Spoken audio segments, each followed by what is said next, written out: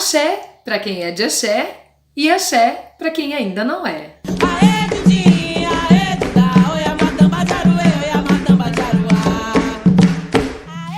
Oi meus lindos, um salve para vocês. Bom, dando sequência na minha história em relação à Umbanda, no vídeo anterior eu disse para vocês, né, que eu decidi me desenvolver sozinha. Exatamente isso. Quando eu comecei, né, a minha caminhada na Umbanda, como eu já disse, né, nos 2 primeiros vídeos, aqui não tinha terreiro de Umbanda, não tinha centro, era só o kardecismo ou essas pessoas que incorporavam na salinha lá cheia de santo dentro de casa. E eu tinha aquela necessidade de não estar um passo à frente, mas de aprender um pouco mais. Eu acabei passando pela fase do fanatismo, mas o meu fanatismo não era em relação à incorporação, era em relação ao conhecimento. Eu queria ler tudo, eu queria absorver, eu queria, e simplesmente queria. Então, tinha alguns livros que eu conseguia em sites, outros emprestava, né, de algumas pessoas tinham uma coisa ou outra, mas era mais um romance kardecista do que mesmo algo relacionado à Umbanda. Então eu comecei a coletar informações da internet, fui montando apostilas, inclusive eu tenho essas informações guardadas até hoje, são 15 anos já, e eu as tenho guardadas ainda, porque eu acho muito importante, porque foi o meu início, né? Foram os primeiros passos da minha caminhada dentro da Umbanda, então eu achei muito importante estar guardando essas impressões, né, que eu salvava no Word, imprimia tudo, trazia para casa, montei uma apostila, foi um Deus nos acuda, mas foi. E em relação à incorporação, é justamente isso, o perigo de você incorporar fora de um terreiro é porque assim, você não conhece a energia da sua entidade, você não conhece como trabalham as entidades, você não sabe como é a manifestação de um caboclo, você não sabe como é a manifestação de um preto velho, de uma criança, de um baiano, boiadeiro, de um marinheiro e por aí vai, né? São várias linhas que nós temos de trabalho dentro da Umbanda. Então, não se tinha uma noção. Como vem um boiadeiro? Como vem um cigano? Né? Como que é a manifestação de um Exu, de uma pombogira? Né? Então, isso deixava assim, um monte de ponto de interrogação. E outra coisa, nós não tínhamos firmezas, nós não tínhamos assentamento, a gente não tinha nada disso. Então era muito perigoso aquilo que a gente estava fazendo. Quando eu digo a gente, foi eu e o Zé Maria na época. E então a gente não tinha essa noção, né, do perigo de repente incorporar um quiumba. O que é um quiumba? É um desencarnado, né? Eguns, quiumbas. Eguns somos todos nós, né? Todos os espíritos são eguns. E quiumba, no caso, seria aí aquele espírito mais um bagunceiro, um perturbador, entendeu? Alguma coisa nesse sentido. Os famosos encostos também estão aí nessa classificação de quiumba. Então a gente não tinha essa noção.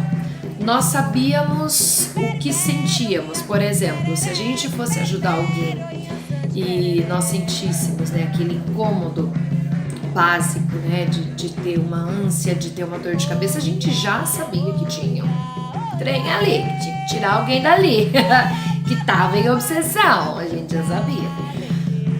Mas e como identificar as nossas próprias entidades?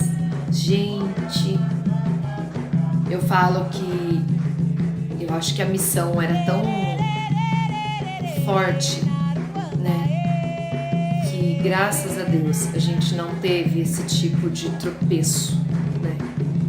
Pela graça de Oxalá, né? pela luz divina dos orixás, não aconteceu o pior, vamos colocar assim. Óbvio que cabeça do médium, né, é atitude do guia muitas vezes.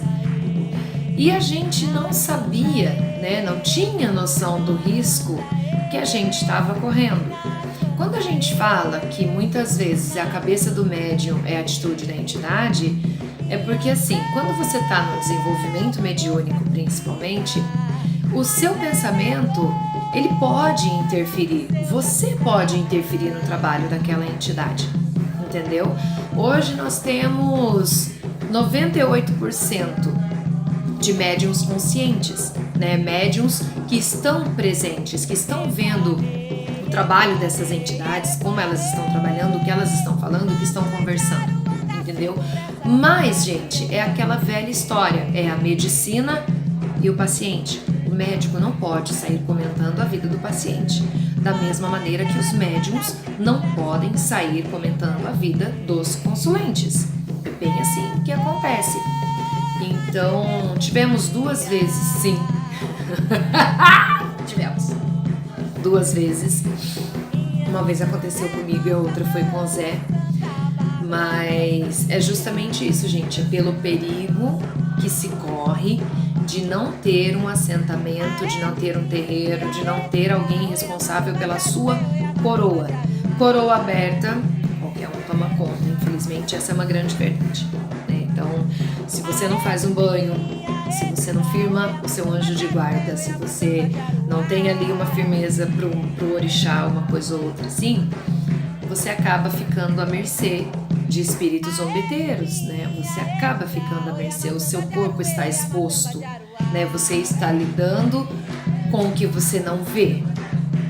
Então, a partir do momento que você oferece, você deixa livre a tua matéria, se você não tem o conhecimento necessário de quem é e de quem não é, você pode sim dar passagem para um zombeteiro, né? E isso, infelizmente, acontece. Agora, dentro de um terreiro, não.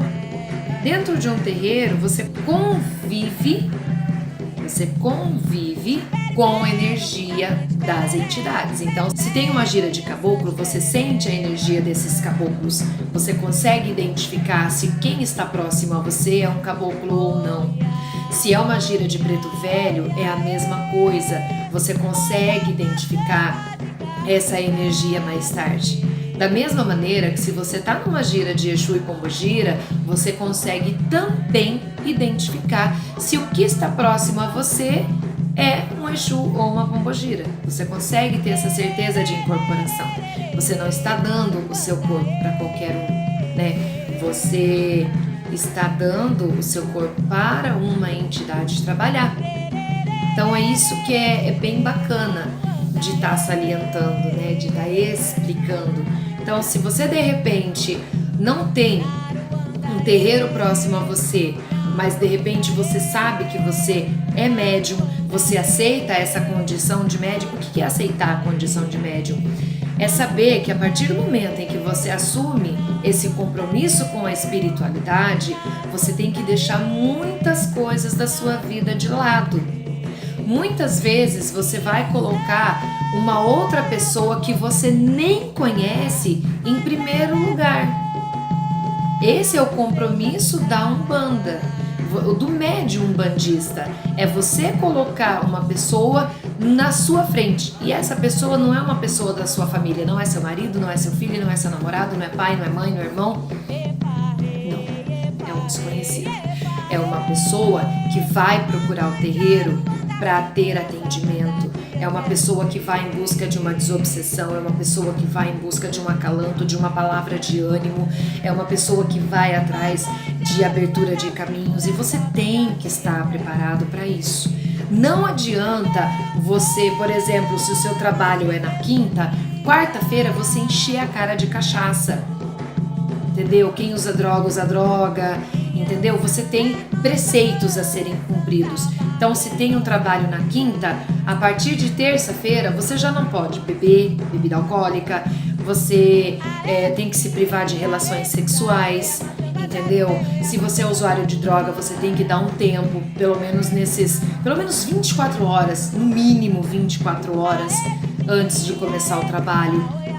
você tem que estar com o corpo limpo, com a sua matéria limpa, você não pode ter outras energias a não ser a sua própria. Então é onde você não come carne vermelha, né? Na verdade, assim, depende muito do sacerdote. Tem sacerdote que permite carne branca e tem sacerdote que não permite nenhum tipo de carne, entendeu?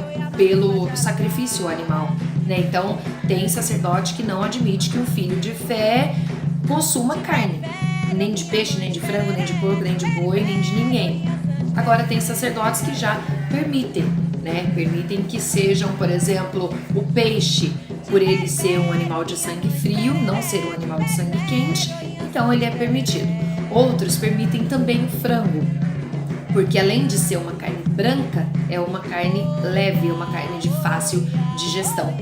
E os banhos, né? Os banhos, firmeza de anjo de guarda, tudo isso você tem que ter esse resguardo para poder dar o atendimento aí, a sua entidade poder trabalhar livremente, né? E ser o mais coerente possível. Por quê?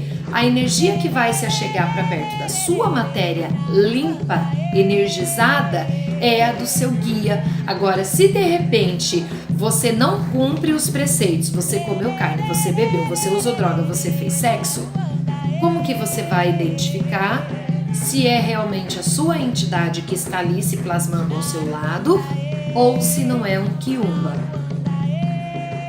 Então é importante, gente, muito importante estudar. E se você, de repente, não tem um terreiro próximo, Vanessa, mas para mim fica difícil ir num terreiro porque na minha cidade não tem, o que você me aconselha? Estuda. Nós temos aí vários escritores que explicam a Umbanda. Nós temos também vários canais no YouTube que são de extrema confiança. Você pode estar assistindo, você pode estar fazendo anotações em relação àquilo que está sendo ensinado. Nós temos livros, muitos livros, temos blogs.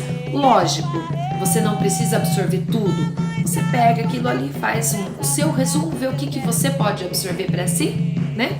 E consegue trabalhar tranquilamente mais tarde, quando você conseguir um terreiro, por exemplo. Antes de iniciar numa casa, eu sugiro que você passe pelo menos 6 meses em 3 casas diferentes. Por quê?